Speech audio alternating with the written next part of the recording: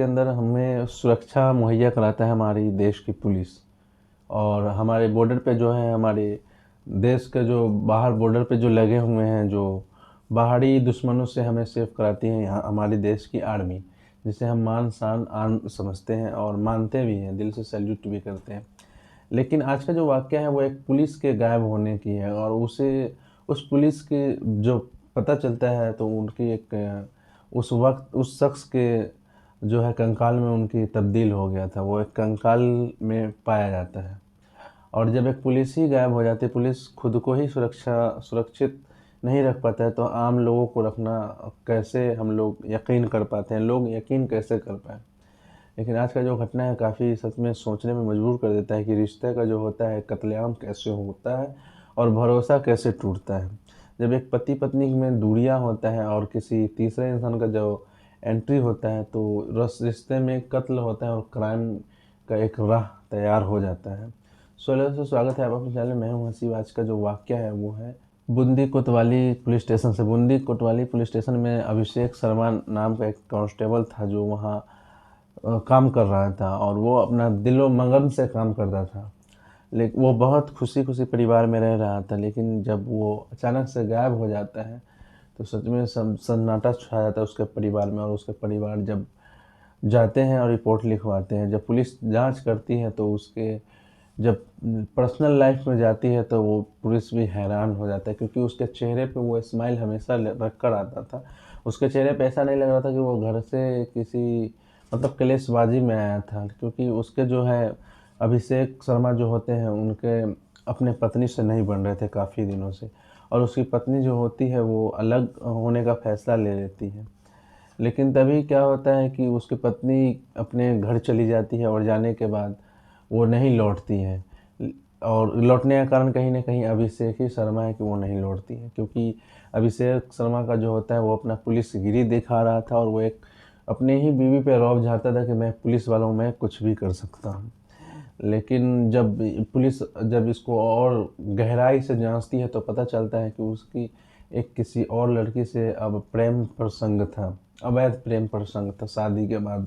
और वो और कोई नहीं था, उसकी जो वाइफ़ थी उनकी ही फुफेरी, मतलब कज़न सिस्टर थी, उन्हीं से हो गया था।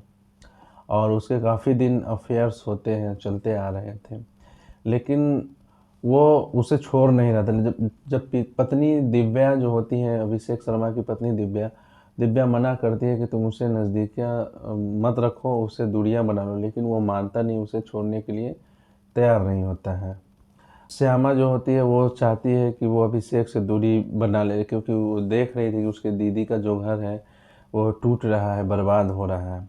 लेकिन अभिषेक मानने को तैयार नहीं था, और उससे नज़दीकियाँ और दिन पर दिन बढ़ाना चाहता था, और उसके ही साथ रहना चाहता था।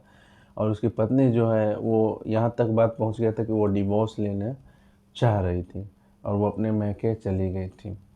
लेकिन इधर वो श्यामा से लगातार नज़दीकियाँ बढ़ा रहा था, और वो जब दूर होना चाह रही थी तो उसे धमकी दे रहा था। अपने पुलिसिया अंदाज में अपने पुलिस का रौब झाड़ रहा था।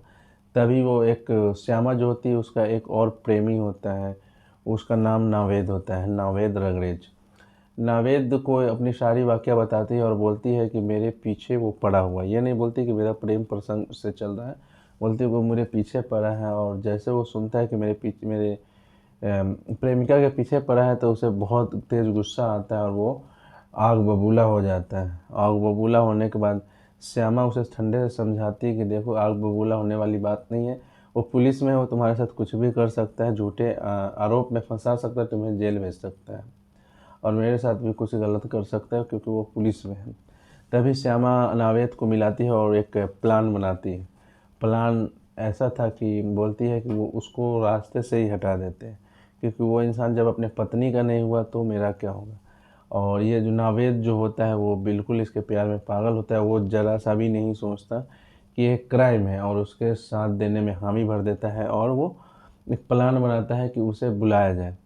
और श्यामा जो होती है वो अभिषेक शर्मा को फ़ोन करती है और बुलाती है कि ये काम करो, तुम आज रात में आ जाओ। 8 बजे का टाइम देती है अपने ही गाँव में। गाँव के एक पड़ोस गाँव में बुलाती है, और बुलाने के बाद दोनों साथ में खाना भी खाते हैं एक रेस्टोरेंट में। खाना खाने के बाद वो देर रात 12 बजे करीब में वो चले जाते हैं और जाने के बाद एक किला होता है, वहाँ जाकर शांति से बैठे होते हैं। लेकिन वहीं पीछे से वो भी उसका जो नावेद रंगरेज जो था, वो भी गया हुआ था, उसका पीछे पीछे गया था उस किले तक।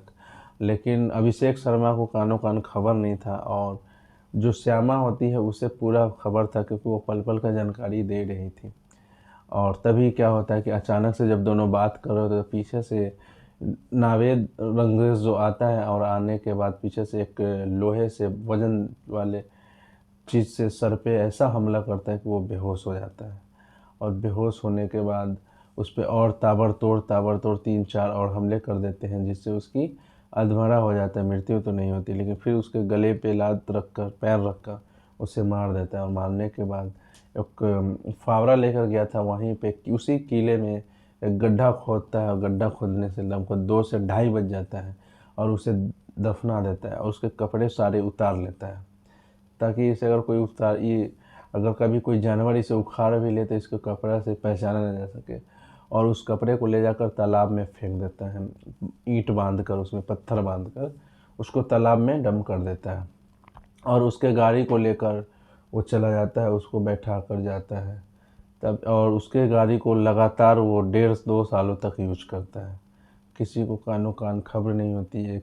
कब्र खुदी और पुलिस वाले को ही अंदर डाल दिया गया, और एक लड़की के चक्कर में, एक अवैध संबंध के चक्कर में वो इंसान मारा गया।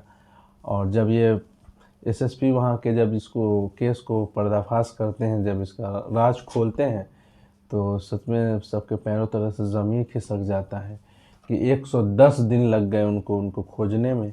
अभिषेक शर्मा को 110 दिन बाद जब वो मिला, तो एक कंकाल की शक्ल में मिला। और जब वो परिजन जाने कि कैसे उसकी मौत हुई, तो काफ़ी दुखी हुए, क्योंकि वो बेटा होनहार था और उसके घर को चलाने वाला वही लड़का था। और उसकी पत्नी का भी कहीं न कहीं वो उसका भी बोलना था कि उसका अंजाम यही होना था, क्योंकि उसको समझाने की कोशिश की और अपने रिश्ते को हम बचाने की कोशिश की, लेकिन वो कभी इस रिश्तों पर अपना, कहते हैं कि टाइम ही नहीं दिया और वक्त ही नहीं दिया, और उस अवैध संबंध में, उस कातिल लड़की के चक्कर में वो बर्बाद हो गया और खुद को भी मिटवा लिया।